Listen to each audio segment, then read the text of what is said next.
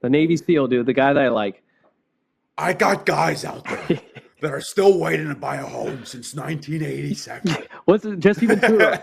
I was gonna say I don't have a sponsorship like Jesse Ventura does. You know how like he says politicians should wear the race car suit where that shows all the Absolutely. ads. I'm not Well, he's a Blackstone, funny, people. yeah. If you guys are listening, I'm not Blackstone. No, he's I'm just not. trying to He's give. not. I'm just trying to give No, real shit. Andrew's pro CIA, and I'm pro Mossad. So we're just trying to get in here. You know what I I'm mean? pro America, dude. So this whole thing with Maduro sounds like a Call of Duty Black Ops mission. The way they extracted his ass, like the whole thing sounds like a Call of Duty campaign. They got hit with like an energy weapon. Like Maduro's guards themselves have first-hand accounts of being hit with some sort of like energy weapons that literally made them fall to their knees. Now they could make it up to make us seem cool, but I don't know. There are direct. They're called DEWs, direct energy weapons. With Noriega, if I'm not mistaken, like we didn't have all this crazy high tech gear because it was the 90s. We took but we him had though. pretty high tech gear. We took him like Maduro, right? I don't know if you're aware, but what they did was they got these humongous loudspeakers and they blasted Metallica outside of his compound for days to drive him crazy. And I think eventually he came out. How important memes are to this war, to this culture war, this information war. I mean, I believe it. I agree. They are imperative. Yeah. What does that mean? Peter Thiel probably told JD, hey, you've got to shut your fat face and lean into that meme, dude. Wear the wig. I mean, that's his boss. Okay, that's his boss. He's gonna do what he says. Yeah. Oh, that's not. Yeah. That's his boss, I'm doing like, because some people will disagree with you, but I understand. Who would disagree? 3 balls, 2 strikes, pressure is on. This is where we discuss real estate, property improvement, and business. Together, we'll strategize on how to win. Welcome to the Full Count. Welcome back to Full Count Podcast. AJ, my man, let's get into it about Maduro. But first, I want everyone to know that's watching, we have a bodybuilder. AJ has become a bodybuilder. Has anyone seen the movie From Pain and Gain? Mark Wahlberg, The Rock, Dwayne The Rock Johnson, all jacked. It looks like this guy's trying to get to that level. So, the 80s. Yes, the 80s era. The best time for the film industry ever. There we go. Cocaine, muscles, and that's the 80s. Okay. All right, let's get into Maduro, dude. Maybe I shouldn't start off with that joke, but let's get going. That was your call, But yeah, I know. I on that. So this whole thing with Maduro sounds like a Call of Duty Black Ops mission. The way they extracted his ass, like I'm a completely non-interventionist, as I've made my stances clear before with friends and family. So I don't really think it's awesome that they went into Venezuela to take Maduro, per se. But the whole thing sounds like a Call of Duty campaign. It's pretty badass. Yeah, they got hit with like an energy weapon. Like Maduro's guards themselves have first-hand accounts of being hit with some sort of like energy weapon. Sonic or energy? I don't know, some like sonic boom thing. Okay. Like something that's like not bullets, dude. Yeah, that's great. Some sort of beam thing that literally made them fall to their knees and they started vomiting. You can look it up. Like all these major news outlets were reporting this. Now they could make it up to make us seem cool, but I don't know. There are direct. They're called DEWs, direct energy weapons. And there's pretty advanced stuff. Super fascinating, advanced stuff in that field. Because I remember 15 years ago, when I was in college, seeing videos of like China using direct energy weapons that looked incredible. It looked like something out of Star Wars. Right. And so I can only imagine what we have now. Keep in mind, I believe it was Noriega when we were doing this whole CIA thing with Noriega, same thing that we're doing in Venezuela now. I'm guessing same thing going on in Iran right now. With Noriega, if I'm not mistaken, like we didn't have all this crazy high tech gear because it was the 90s. We took him though. Pretty high tech gear. We took him like Maduro, right? I don't know if you're aware, but what they did was they got these humongous loudspeakers and they blasted Metallica outside of his compound for days to drive him crazy. And I think eventually he came out. Really? So I have not done any research on that, or I just know that we took them as the U.S. government military. That's it. That's pretty cool. Maybe that's some urban myth that you hear in middle school, and you're like, "Oh my god, Metallica's so cool." Yeah, That probably. could be. But I'm pretty sure I've read that multiple times. So what I'm just getting at is that we use these unorthodox methods to extract people. For example, like if you follow any of the stories that all those SEAL Team 6 guys that are apparently all call each other liars. Apparently, none of them killed Osama bin Laden, according to each other. I You know know. what I mean? They all call each Toxic other culture liars. in that environment now Dude, it's some because of of the fucking funniest stuff. the podcasting and media and money and all that. Right. Books. Because of like glory chasing, Yeah. right? Yeah. It's too bad. But it's some of the funniest communities of all time, like seeing people, be like, yeah, that guy's a liar. He has no business talking about killing people. I've killed more people than him. Yeah. So that rocks in general. But it's ballsy though. yeah. Let's just say it was absolutely ballsy. Very like Delta Force, Black Ops, like the video game. But is it? But what they did, it is because they had helicopters go in there, and those helicopters could have been shot down. But somehow, from what I understand, they were like below the radar where they're not detected. Dude. Then they did the sonic boom. And real quick, I know you said we do. I don't know if you said unorthodox or unethical. Obviously, the U.S. government does, but other governments do too. Let's be frank. Both. Cuba did this on our people, right? In Cuba about 4 or 5 years ago, and everyone has like issues with their hearing and also like cancer in the brain or something because they were doing some. Are you talking about the Cuban codes that were like launching sound waves at like Cuba or something like that? Dude, that's crazy. Yeah. People tuning in that don't have no context are just gonna think these guys are schizophrenics. This guy's supposed to be a realtor. This guy's supposed to be a director. I know, dude. I know. These guys are schizophrenics talking about like, the sound beams and coming out of Cuba, But yeah, I mean, dude, the reality is that if you think for a second we were gonna just use bullets for the next century, right. Like it's good we did it for the next millennium, right? You know what I mean? Like we're not. We're gonna be like, bro. Like there's a video that came out this year of like plasma forming. Did you see that one? Mm-mm. It was a very famous video. It was like the first little bits of plasma forming in seconds. It's incredible, And so, dude, we'll probably have plasma weapons in the next, I don't know, like 50 years or something like that, Probably a lot sooner. But the reason why I say like, is it ballsy? Like, yeah, you know what, doing anything like that is ballsy. But what I was gonna say risky, is, let's dude. break it down. What if Venezuela? If they would have been shot? Sorry, really quick. If the U.S. government helicopters would have been shot down, it would have made Trump look like a clown, the military look like clownish, and everybody would be making fun of him. The fact that they took that risk to do that operation in that manner, I think is ballsy. Well, I'm not saying it's good that they took him out. I don't want to give my opinion on that, but I'm just saying in general, it's ballsy. That's what I'm saying. I agree that it's a ballsy thing to do in general. Yeah. But they must have had some sort of intelligence apparatus. Of course. They had some spies, yeah. That they were like, all right, we're going to fly in. Because it'd be stupid if they did, dude. Come on. They must have been like, we're going to fly in with these choppers, make sure we do not get shot down. If we do, we'll freaking nuke Venezuela, okay? Because that's the reality. No, I don't think so. If any of those no, but I don't mean nuke. But okay. Just think about that for a second. If we had what is the movie in Somalia? Black Hawk Down. If we had a Black Hawk Down in Venezuela, bro, it would be the biggest thing ever. Mm-hmm. It would have been an incredible. It would have been worse than Somalia. It would have been a catastrophe. Maduro would have captured those people. He's been saying like, "Oh, peace was not going to be." So that would have been a little interesting to see how he would have used that. Right, you know what I mean? But it just would have been a catastrophe, especially right now, as there's regime change in Iran. There's still stuff going on in the Middle East in general. Of course. Stuff in Ukraine and Russia. Cuba's coming. Colombia's coming. Issues there. Cuba's coming. Apparently, Mexico's coming. We're Mexico, I heard about that. No, we're not going to take Mexico. You know what I mean?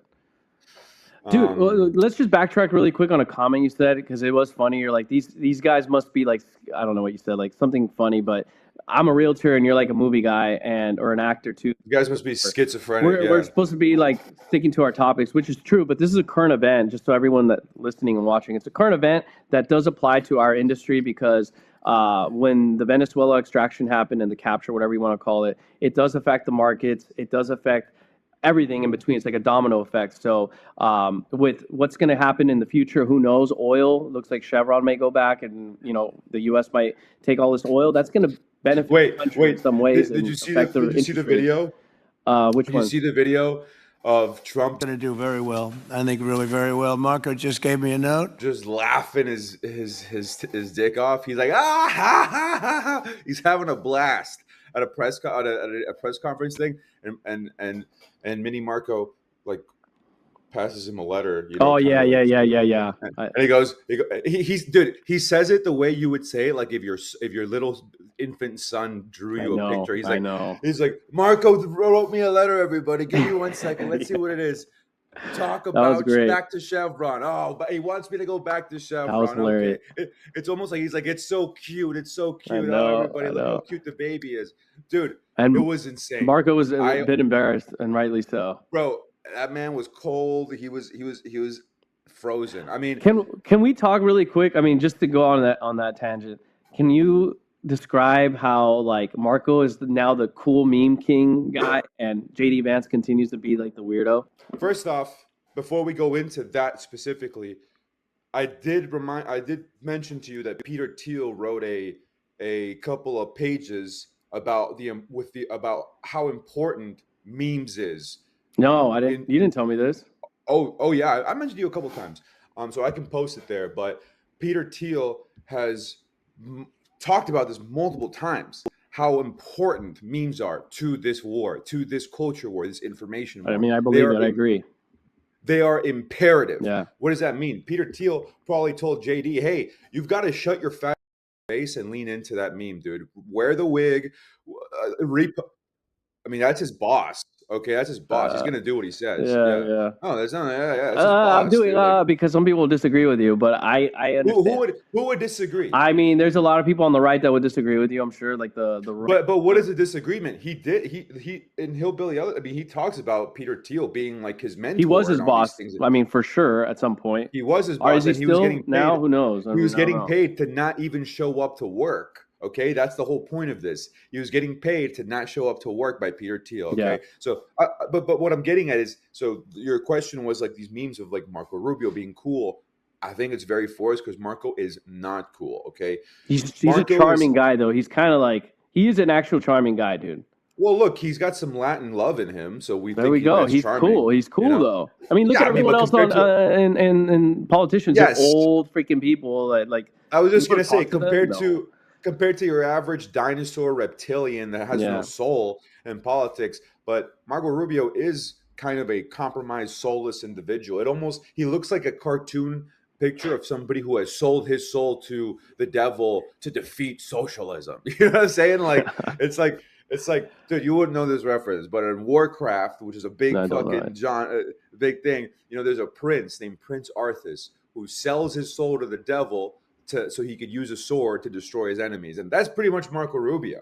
You know, he'll do whatever he needs to do, whatever he needs to say. He'll bend the knee to Trump. That's every politician, though. I mean, if you want to describe a politician, that's like everybody, except Rand Paul or Ron Paul. Ron Paul. Trump didn't.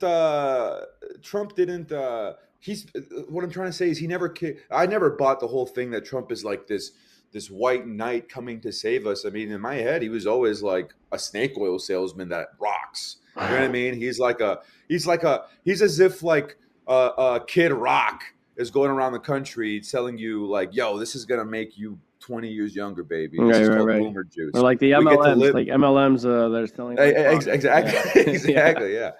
I've been going on a tangent of this guy, something Marco, and he exposes all these MLM insurance, and he talks about PBD. It's pretty funny.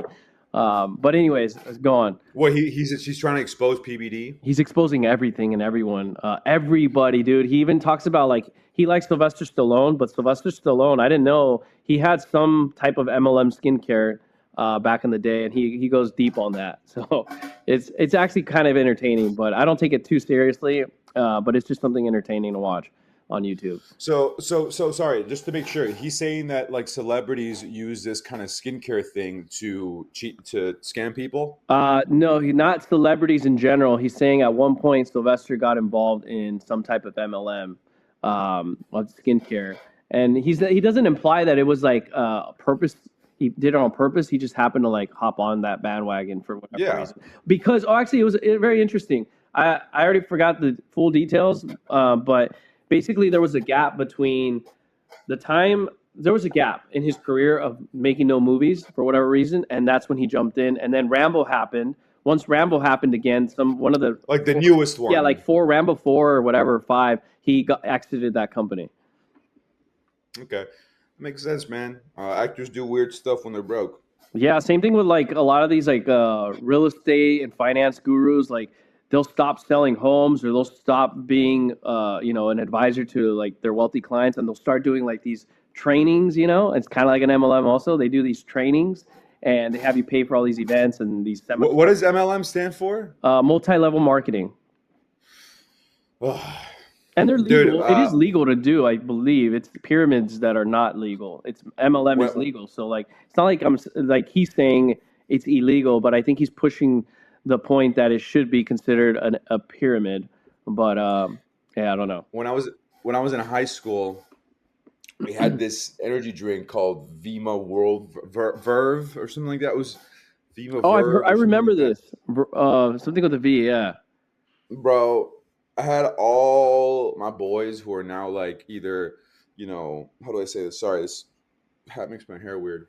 Maybe I had all my boys who are now, either bartending or still working in nightlife somewhere in Miami. Still? But all of them were obsessed with this. And they were like, dude, if you don't get on this right now, you're going to regret this for the rest of your life.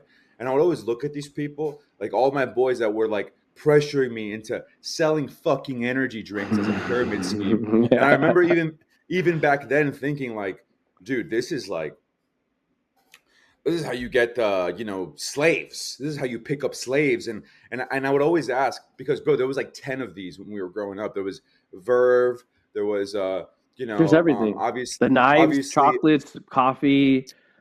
Everything. What is it? Herbalife. Obviously, there was Herbalife. A gold, gold coffee. Yeah. All these like things, and what's it called? So I would always do my research. I was like, okay, maybe there is some money in this. I'm dumb, like 18, 19 years old, and I'd be like, okay, who's in charge of this? Who's like, oh well, there's a lead marker, whatever the fuck, and so I would attend these seminars where these guys are talking. Oh my god, that's hilarious.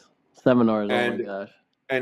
And those seminars always they seemed like, you ever seen There Will Be Blood? Been a minute, yes. But yeah, it just seemed movie. like Colt. It just seemed like, what's his name? Daniel Plainview, Daniel Day-Lewis's character. It just seemed like the devil was always giving you a speech as to why you got to sell this fucking energy drink. You know what I mean? It'd always be something like, when you go home tonight, look at your mother. You want to give her a big house, because if you don't give her a big house, you've wasted your existence. And you're a failure, yeah. Yeah, you're a failure. And you're like, holy shit, I have to sell these energy drinks. But keep in mind, this is going to work on somebody who's 19 years old, just does a bunch of cocaine and goes clubbing in Miami every weekend. You'd be like, oh my God, bro, energy drinks, bro. So it is interesting that Stallone would get involved with anything like that.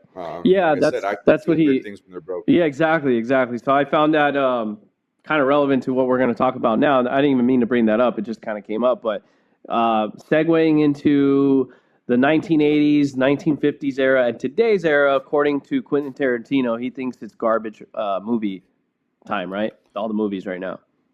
Well, I mean, look. What's funny about Tarantino, and everybody always points this out, so I'm not pointing out anything new here, right? But the whole thing is, he said that he would stop making movies after his 10th movie because he believes this is some weird self-fulfilling prophecy that he made up in his head somewhere.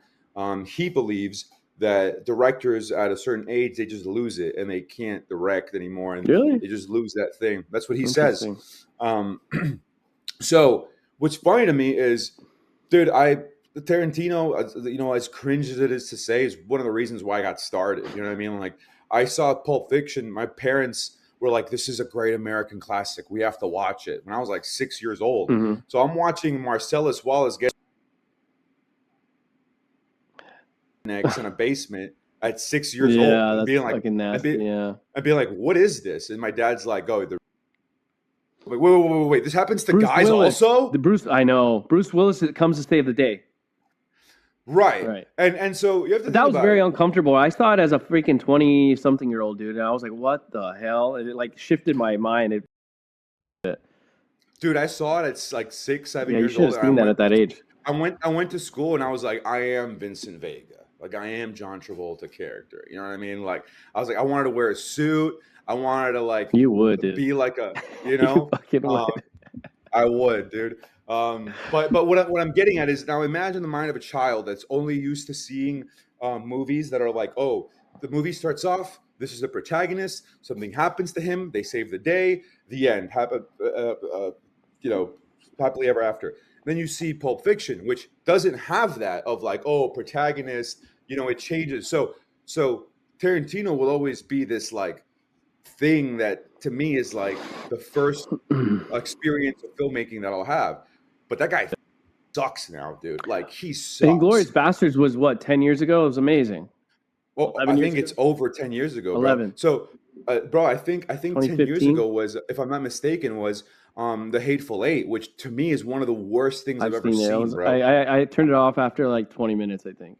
I gotta not say those things because I haven't produced. You know what? But give me $100 million or $90 million, and let me see if I can make something better than The Hateful Eight. Okay? Because, bro, that movie was just. Look, I come from theater. I love theater. I love stage performances. I love stage actors. But that movie was like, okay, now I talk, and now it's my turn to talk, and now it's my turn in the corner to talk, and now I will tell my story. And to a certain point, I'm like, bro, just shut up and do something, bro. Like, and then he's a weird dude. I mean, he thinks he's like, and he kind of is, and he's very talented, obviously, but he thinks he's like more important than he is in some ways. You know what I mean? Like when you revere someone after they pass away, I think he's like hoping people revere him now before he dies. If that makes sense. 100%. Also, you know, he thinks very weird. Like George Clooney has a very famous video where he's making fun of him. Where he's like, oh, yeah, where George Clooney's like. And he's like the most handsome guy, they say, right? That's George Clooney at this point of his career. George Clooney is on Days of Our Lives, I think, and he's like America's most handsome man in the world. Okay, and George Clooney tells a story of how like he's talking to Tarantino, and Tarantino's like, so like, you know, I'm seeing this magazine, you know, man, and like I see this picture of you, and I'm like, oh, look at this guy. This guy's good looking. Yeah. This guy could play my brother. I could play this guy's brother. And so George Clooney's kind of like, you know, making fun of him in that video a bit. There's like, no way we look alike, dude. Bro, in just the insanity, to like the lack of, you know, vision of like, what do I look like versus what does this guy look like, you know? Right. But anyway, so, and then Once Upon a Time in Hollywood, you know, it's a cool hangout movie, but I really don't like that movie. It was an okay movie. You know what was a great part? The end when it gets violent, that was like my favorite part, and that was about it. With Brad Pitt. That was okay. Fighting the pit bull. That was like the... Bro, obviously I'm going to love that part, right? Oh, and Bruce Willis getting his ass kicked, that was great too. Bruce Willis? Yeah, I'm sorry, not Bruce Willis. Bruce Lee. The actor, the fake actor, you know, not the real Bruce Lee. Right. No, look, I thought that stuff was cool. It was just too much of a hangout movie. Yeah, I don't like hangout movies. I like a story, and I like a twist, and I like a... To me, bro, Django is my favorite Tarantino film. That was great. There is no... To me, like, it's a love film. It's a revenge film. It's a drama. It's... I liked Inglourious Bastards more than that one.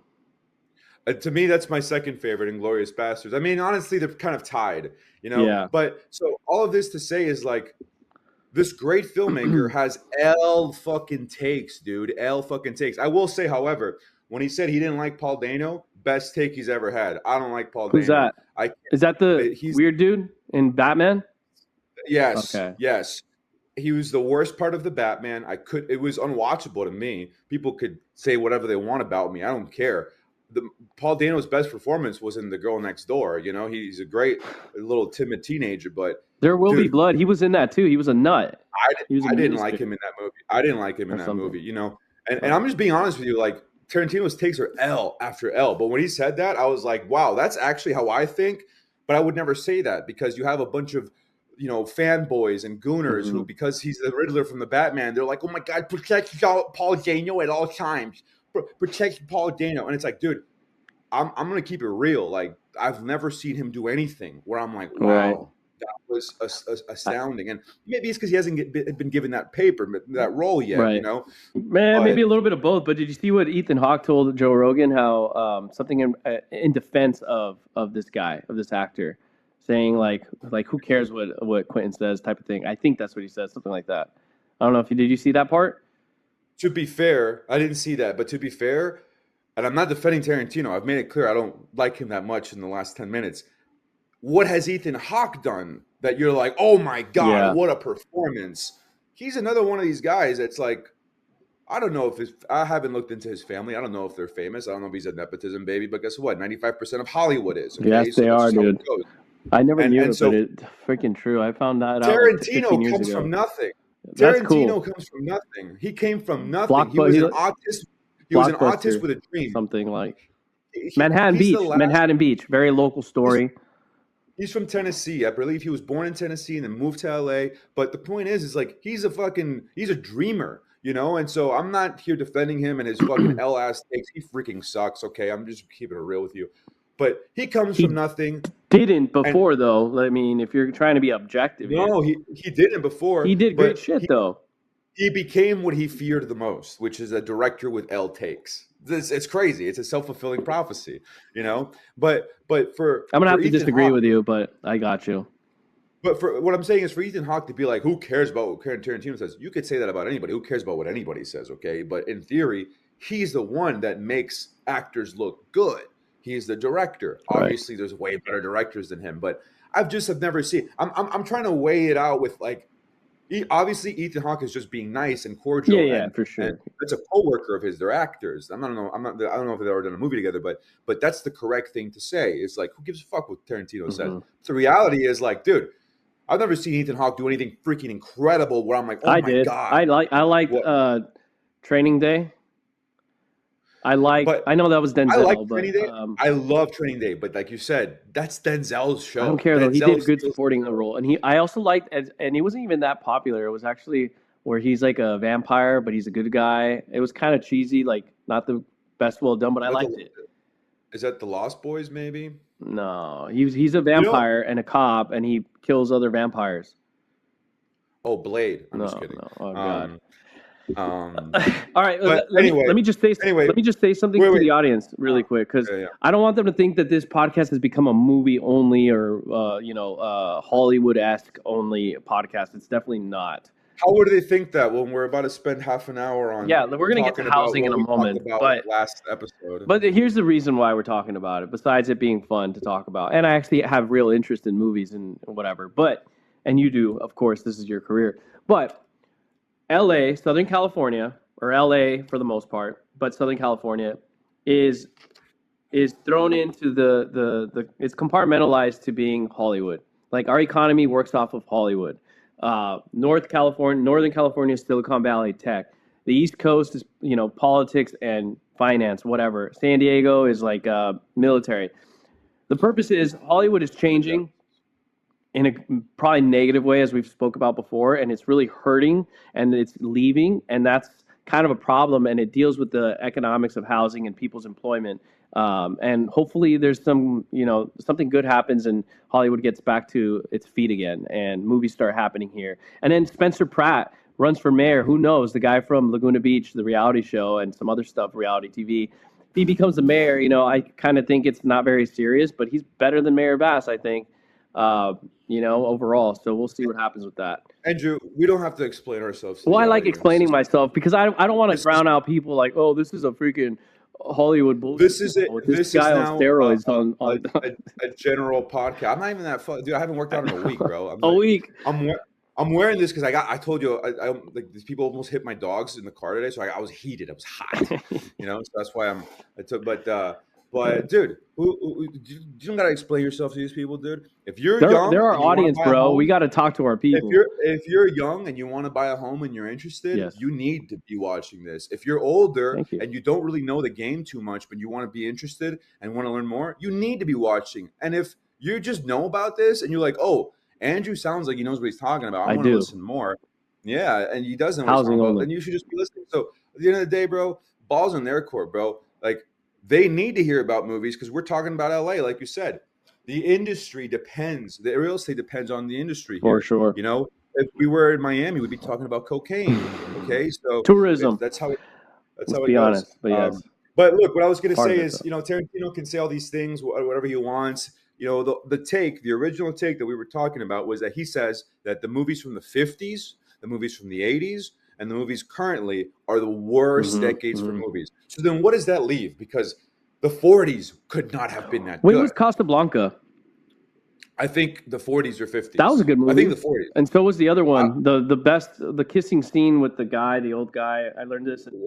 Gone in the Wind Gone or in, whatever. yeah, Gone in the Wind or whatever. That was good. Gone with the Wind. Bro, I don't like any of those. I don't Those like are cool Citizen though. Kane.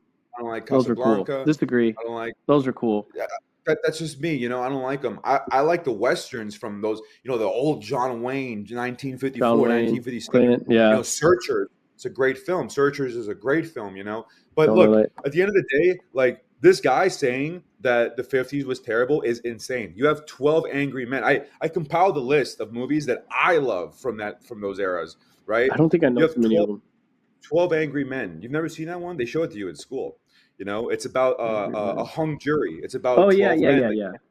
You know, and then you have Vertigo on the waterfront, bro. On the water, bro. Tarantino it has brainworms on the waterfront. Completely revolutionized acting because what you have in that movie is Marlon Brando. You have Marlon Brando's great. Let me check that out. You have Marlon Brando taking the actor that goes, "Geez, Barbara, why did you say that to me? You know I love you, darling." You know, you have that crap going to like Marlon Brando being like, "I could have been a contender. I could have been somebody." You know, you have him acting for real, not being a freaking caricature. It's like not the first time it happens, but it is revolutionary. In film, everybody knows this is a revolutionary moment in film. So it's crazy. You have The Seventh Seal. You have Sunset Boulevard. Okay, Paths of Glory, which is one of my favorite Stanley Kubrick films. It's a military film about the French army, and I think there were deserters or something, but they're being executed. It's so good. And then you have the 80s. Which, in my opinion, great times. The golden age of filmmaking, masculinity, bodybuilding, kicking ass, guns. We're just gonna, but not only masculinity and bodybuilding and like just like America, power, beautiful women too. They love each other. Humans were surviving. It wasn't only that. It was like the idea of the future. Yeah. You have the future looked bright, or not bright, but Blade Runner, right? 1982. By 2025, we're supposed to have fucking robots and flying cars. Which is the one with Sylvester Stallone and the futuristic copy is, and then Sandra Bullock. That was a good one. Dude, that's Demolition Man. Is that 80s? Okay. Yes, that was a great Demolition one. Man, that was a great one. Or if not, it's it's early 90s. But just get this: in Demolition Man, the society no longer uses alpha male masculine men. It's happening now, dude, or it did. I think the culture that ended a little bit. Sylvester Stallone is like this is the premise. Sylvester Stallone is like a badass loose cannon cop from the 80s, the best, or from the early 2000s or something, because it's in the future. It's the future. And he gets frozen because he's too loose cannon. And he's going after Wesley Snipes, and he destroys the city too much, so they freeze him. They're like, "You're too bad. We have to freeze you." Then in the future, Wesley Snipes somehow gets out, and he's terrorizing all these like peaceful people in the future that have never even seen a gun. They've never even seen like a murder before. Wow. And Wesley Snipes is like an 80s thug who's just terrorizing. So they have to unfreeze the macho toxic man so he can catch the villain. And the whole movie is him being like, we used to just walk around. We used to have muscles, we used to like. And then there's a part where Sandra Bullock is like, "Do you want to be intimate? Would you like to have sex?" And he's like, "Oh, well, of course, And so she like brings out some goggles, and they put VR goggles on, and then dude, like, crazy like, VR even then. And then Sylvester Stallone's like, "What the hell is this?" He gets mad, And then at the end of I called it when I was watching it. Don't say the end. Like, oh. I don't remember the end. I don't want you to fuck it up for me. I want to rewatch it. Well, point is like. That is a critique on the societies, But the point is you have Demolition Man, you have Back to the Future, you have The Thing, okay? John Carpenter's The Thing, you have Aliens, James Cameron's Aliens. Why is he Raging talking Bull. crap on the 80s and 50s when clearly I agree with you, but I agree with him on today's era. It's shit, sort of. He could have just said today. Yeah, why did he have to Because lump in 80s and because he's looking for a wow factor. Also, you have to think about like it. the 70s stuff. Tarantino, when did Tarantino start directing? The 90s. So he's not going to say the 90s were bad. That's when I started directing. So he's going to look at the people who were directing when he couldn't direct. Or people he doesn't like, his competition today. His competition, people that had the money to direct before he did. Yeah, You understand what I'm saying? So let's say he might be hating 5, them. 10, And strategy. 100%. He's a S tier hater. He's an S tier hater. Okay. Anyway, so you know what was good right now? Like this put movies back on the map. I think, which was F1. That was amazing, dude.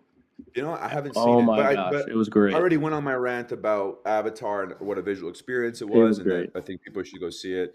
But no, this year was good for movies. Weapons was good. This year, Fantastic last year. Four was cool. Last year. Sorry, yeah. And this year is going to be crazy for movies. There's the Spider-Man. Look, people don't like superhero shit, but I guarantee you, this year you're going to be into it. It's just going to happen. I hope it's just so. going to happen because culturally there will be too much talk. Okay, there's going to be way too much talk and too much institutions are betting on Marvel not failing with Doomsday and Spider-Man and all these things. Think about how many institutions, the film industry, you know, the theaters obviously are banking on this too, you know. So I hope so, anyway. but I hope the freaking filming happens here so it can improve our market. But anyways, let's go into the Orwellian world, dude. The Orwellian world. That's right. Pope Leo. The 16th, right? Or 14th? I think it's 14th. 14th. Isn't it 14th? Speaking truth, our American Pope. I love Pope Leo, dude. He's you know, people used to hate on the old Pope. They're like, oh, the old Pope is a socialist. Yeah, like, he was a lot more liberal, I guess they call it. Well, he's Argentinian. Of course, yeah. He was socialist-esque. But it's like the president. 100%. Having a Pope is kind of like presidents' personalities. They change, it shifts. Like, they're not all the same. They're different people 100%. for different times. There's different people, yeah. And you know they choose them for different, exactly like you said, for different times. And Pope Leo, you know, people have to think like the Pope represents Christ on earth. He doesn't represent the church, the church's feelings. Right, like the right. people. It's not like the people around him are like, oh, we all feel this way, right. So you must feel this Right. way. No. He represents Christ's morality, his convictions on earth. People could think that's silly or whatever, but that's a huge deal. I don't think it's silly, but yes, I know some people hate on it, but whatever. But what I'm saying is when people are like, "Oh, the Pope's a libtard. Oh, the Pope's a fascist." Whatever you want to call the Pope. A little liberal-ish. No, but I'm saying Last like one. even now they're calling him that too. But I get it.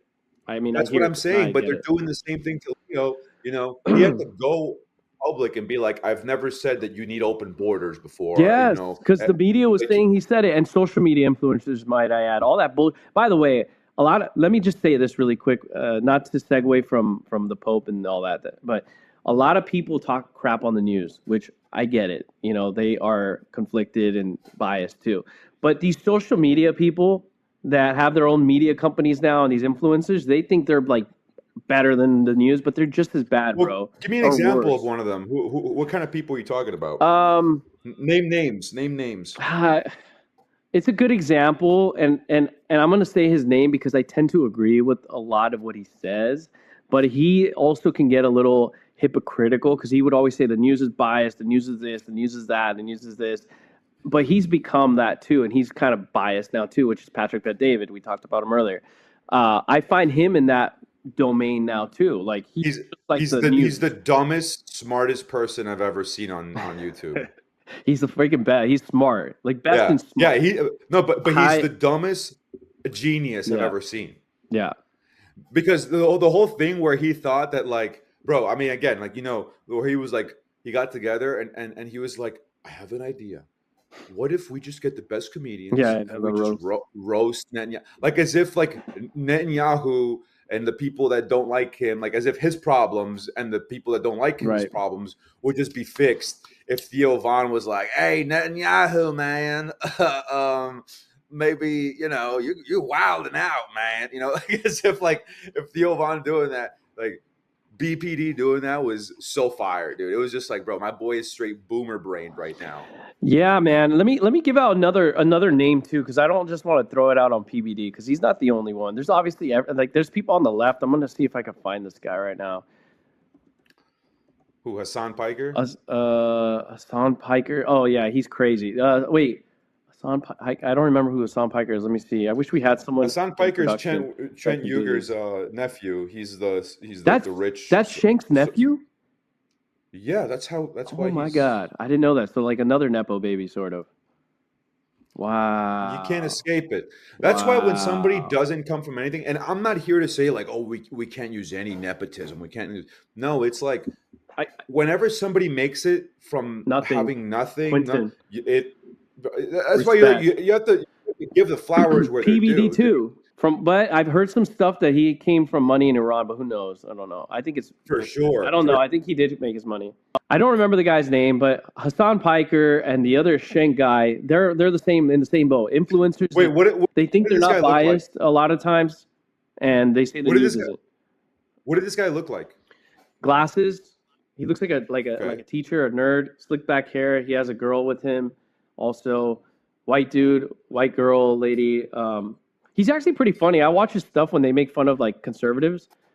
Does he have long hair? No, he's got like hair pulled back, glasses. Whatever. Yeah, whatever. It doesn't matter. Anyways, my point is, I didn't want to just talk crap on like one side. I wanted we were talking about the Pope having to defend himself. Yes, go back. Let's go back to that. Finish that off. Well, like you said, a lot of people. You said there was coming a lot from these like podcasters and these independent journalists that were just putting words in the Pope's mouth. You don't do that. He's from Chicago, buddy. I know. Right? Respect. Yeah, baseball, he's a wise guy from Chicago. Right. Okay.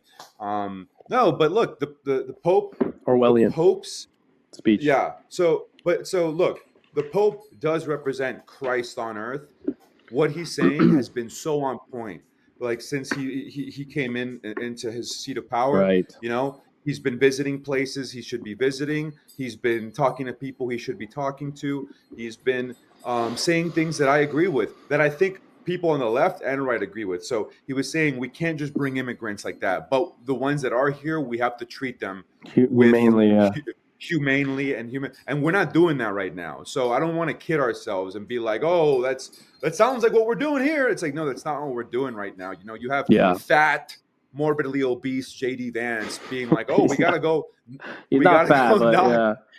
He is fat. He's chubby, maybe on the face. I mean, some people were taking fat on the face, but dude, as I know fat, okay? I know fat, okay? Everybody knows I know fat, okay? That guy's fat, okay? He talks fat, acts fat, sounds fat, smells fat. All right, now you're being a hater too. So you're being a little No, but what I'm saying is, like, this is supposed to be a Christian. And he's saying we're gonna have ICE go knocking on doors and doors. What is that gonna do? You don't think that's gonna cause shootouts with more ICE agents? You don't think that's gonna cause more problems right now? It is. They know what they're doing. This is all I see. But going back to the Orwellian speech, it's kind of what he was saying. Like I listened to his about freedom of speech in the West is kind of going away. He was saying it's a very Orwellian. But if you listen to him, if you're in a particular ideology, you're like, yeah, and then he keeps speaking, and then he says contrary to what you believe, and then you're like, oh shit. So it puts him very objective.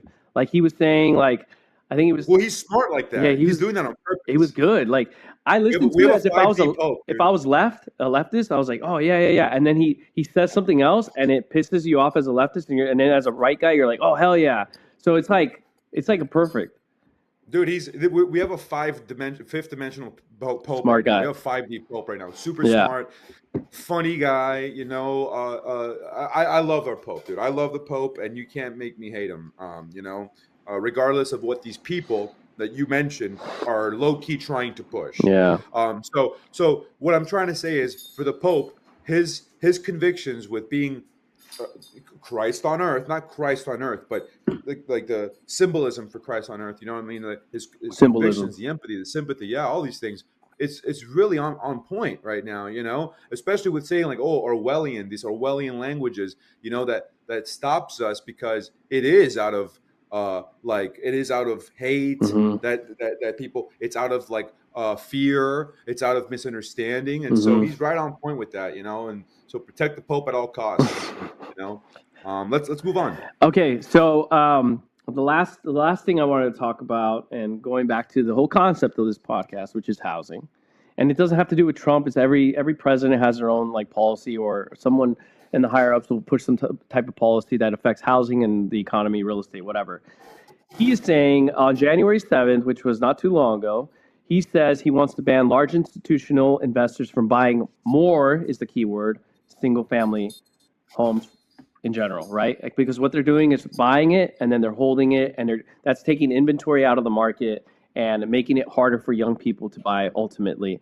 But another thing is he's saying he wants to prevent them from buying more, and he's not saying, because some people are getting it twisted, saying, oh, maybe they're going to be forced to now sell their homes, their inventory.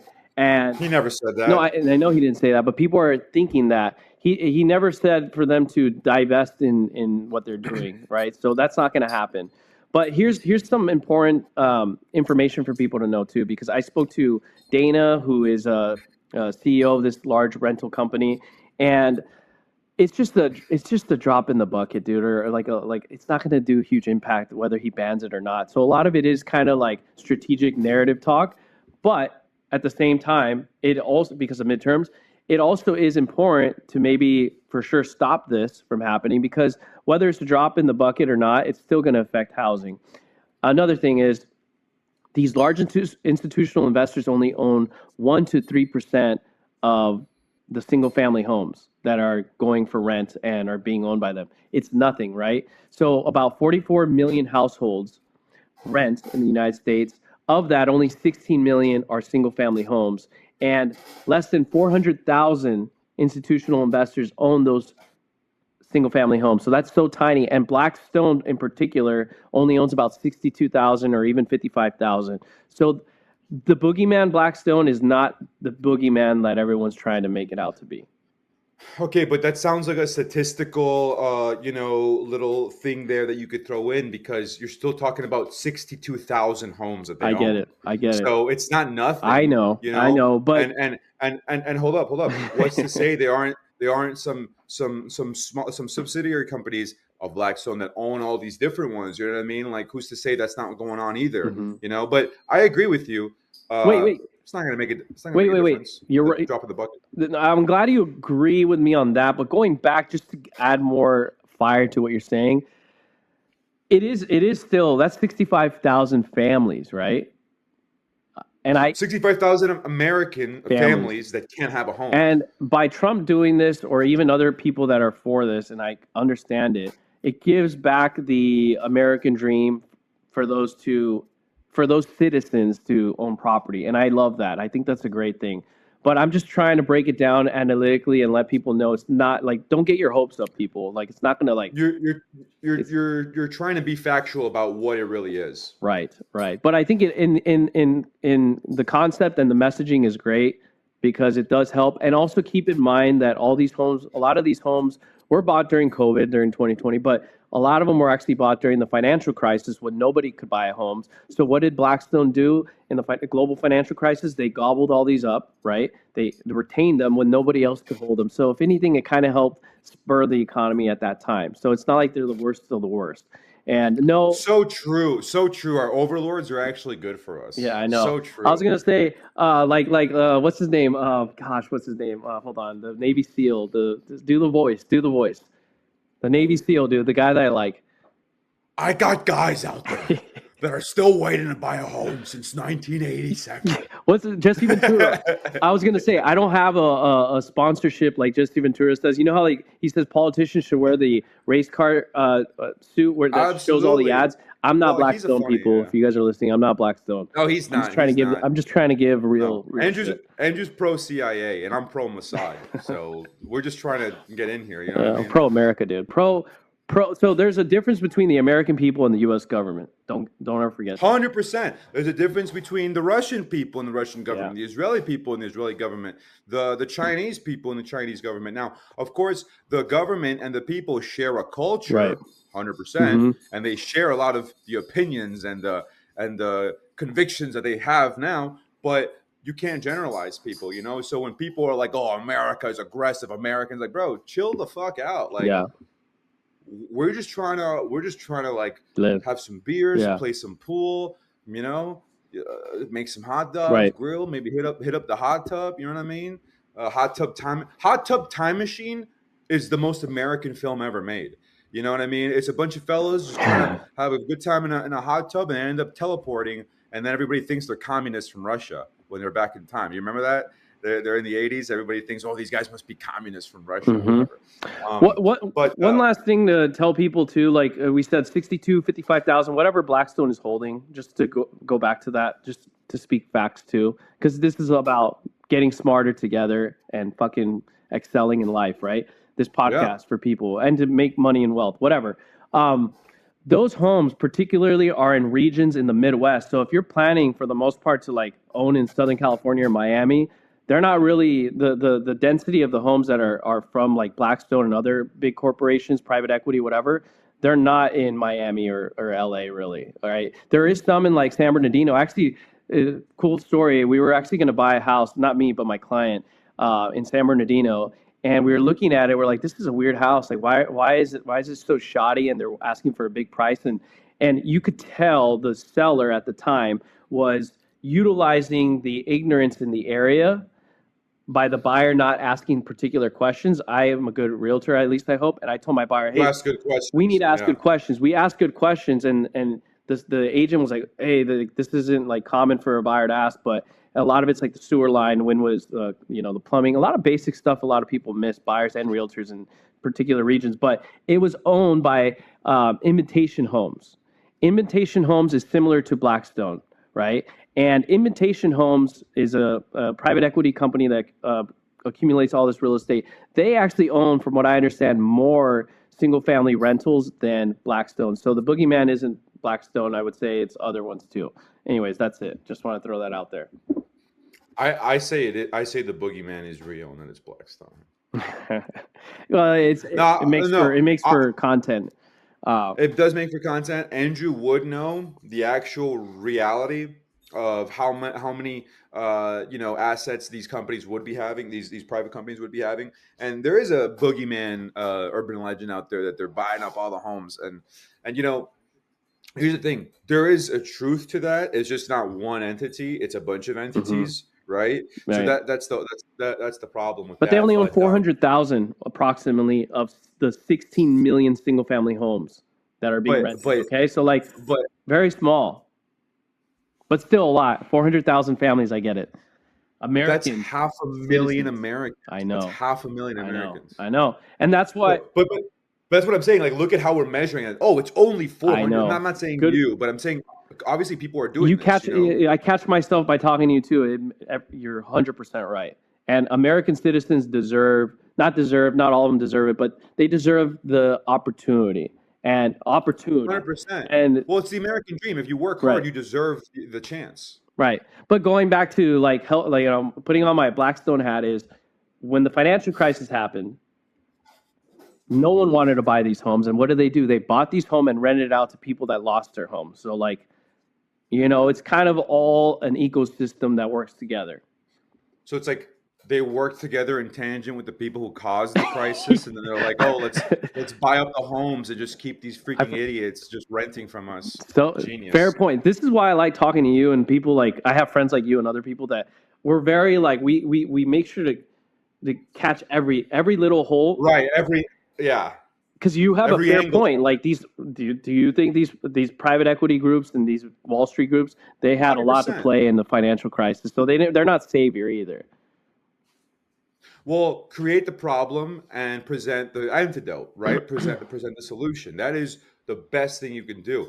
As a producer, you got to take a couple playbooks out of that sometimes. Okay. So yeah. So it is what it is. Right. But yeah, we got to look at it from the reality, from real angles here. You know what I mean? So like Quentin, what he's doing too, like by talking trash on his competitors, strategy, dude. Strategy. Look, and again, I think there's a difference when people speak something that they really feel passionate about. Maybe they're not thinking it too much. Like Quentin being like, Paul Dano should die. That's pretty much that's not what he said, but you know what I mean. Like him talking so much shit about Paul Dano.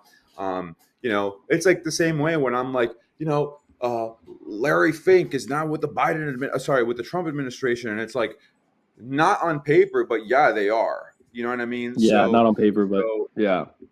But yeah, they are. And then so yeah, I was just gonna say the World Economic Forum, bunch of people are involved in that. They're all playing together. They're not out to help everyone. They're citizens. They're there to like globally do things. Right? They're there to talk about their point of views. It's a Yeah. forum. They can go Yeah. and be like, oh, well, I think that we should start eating dogs, or I think that we should, you know, destroy all the bees, or whatever nefarious thing. Or like Bill Gates, now he's retracting from his views because he's getting caught up. But it is interesting. It is interesting. He's now like zipping it up as he should. All right, let's end it there. Comment, subscribe, everyone. This was a good one. This was fun. Subscribe. And you know, let's do some good clips here. Real estate, film, schizophrenia, red pill, blue pill, white pill, Black pill. Andrew pill. Yes. No black pill. Never doom. Okay. Never doom. Okay. You're right. This is a hopeful thing.